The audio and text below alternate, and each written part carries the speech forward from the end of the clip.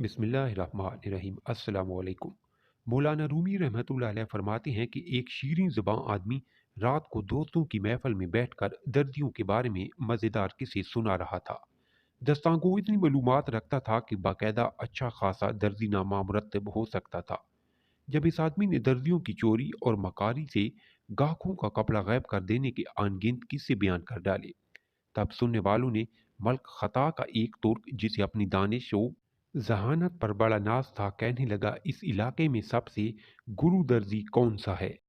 दास्तांगो ने कहा, यूं तो एक से एक माहिर फन इस शहर के गली कूचों में मौजूद हैं, लेकिन पोरिश नमी दर्जी बड़ा फनकार है, इसके काटने का मंतर ही नहीं, हाथ की सफाई में ऐसा उस्ताद के कपड़ा तो कपड़ा, आंखों का काजल तक चुरा ले और चोरी का पता ना लगने दे। तुर्क कहने लगा, लगा लो मुझसे शर्त, मैं इसके पास कपड़ा लेकर जाऊंगा और देखूंगा वो क्यों कर मेरी आंखों में धूल फूंक के कपड़ा चुराता है। मियाँ कपड़ा तो दरकिनार एक तार भी गैब न कर सकेगा। दोस्तों ने जब ये सुना तो कहने लगे, अरे भाई, ज्यादा जोश में ना आ, तुझसे पहले भी बहुत से यही दावा करते आए और इस दर्जी से चोट खा गए।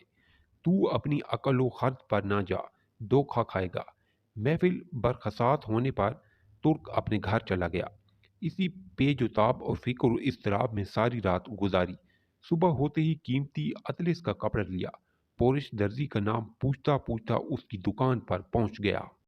दर्जी इस तुर्क गाहक को देखते ही निहायत अदब से खड़ा होकर तस्लीमात से बजाया। दर्जी ने खुश इखलाकी और तंजीम व करीम का ऐसा मुजाहरा किया, तुर्क बेहद मुतासिर हुआ।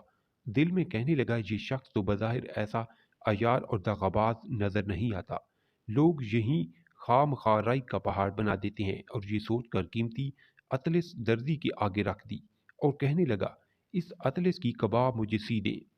दर्जी ने दोनों हाथ अदब से अपने सीने पर बांधे और कहने लगा, हजूर, ऐसी कबा सियूंगा जो न सिर्फ आपके जिस्म पर जेब देगी बल्कि दुनिया देखेगी। उसने कपड़ा गज से नापा, फिर काटने के लिए जा बजा इस पर निशान लगाने लगा और साथ साथ ही इधर उधर के पुरलुत्फ किस्से छेड़ दिए। हंसने हंसाने की बातें होने लगी जिनमें तुर्क को बेहद दिलचस्पी हो गई। जब दर्जी ने इसकी दिलचस्पी देखी तो एक मज़ाहिया लतीफ़ा सुनाया, जिसे सुनकर तुर्क हंसने लगा। उसकी चांद ही चांद आंखों और भी मच गई। दर्जी ने झटपट कपड़ा काटा और रान तले ऐसा दबाया सिवाय खुदा की ज़ात के और कोई देख ना सका। गर्ज के इस पर लुत्फ दस्तान सराय में तुर्क अपना असल मकसद और दावा फरमोश कर बैठा। किधर की अतलिस, कहाँ की शर्त, हंसी मजाक में सब गाफिल हो गया। तुर्क दर्जी कहने लगा, ऐसी ही मज़ेदार कोई और बात सुना। दर्जी ने फिर छेड़ ज़बानी का मुहजारा किया। तुर्क इतना हंसा कि इसकी आंखें बिल्कुल बंद हो गईं। होशो हवास रुखसत, अकल व खर्द अलविदा। इस मर्तबा दर्जी ने फिर कपड़ा काट कर रान तले दबा लिया। तुर्क ने फिर चौथी बार मजाक का तकाजा किया तो दर्जी को कुछ हया आ गई और कहने लगा, मजीद तकाजा ना कर, अगर हंसी की और बात कहूँगा तो तेरी कबा तंग हो जाएगी। मौलाना रूमी रहमतुल्लाह अलैह नसीहत फरमाते हैं कि जानते हो वो तुर्की कौन था? दगाबाज दर्जी कौन था? अतलिस क्या है, हंसी मजाक क्या है, कैंची क्या है और कबा क्या चीज़ है? तो बात सुनो। वो गाफिल तुर्क तेरी ज़ात है जिसे अपनी अक्ल व खर्द पर बड़ा भरोसा है। वो अयार धोखाबाज दर्जी ये दुनिया फ़ानी है। हंसी मजाक नफसियाती जज्बात हैं। तेरी उम्र अतलिस पर दिन रात दर्जी की कैंची की मांग चल रही है। दिल लगी का शौक तेरी गफलत है।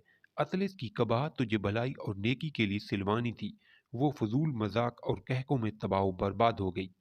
ए अजीज, अपने होश व हवास दुरुस्त कर, जाहिर को छोड़ बातिन की तरफ तवज्जो कर।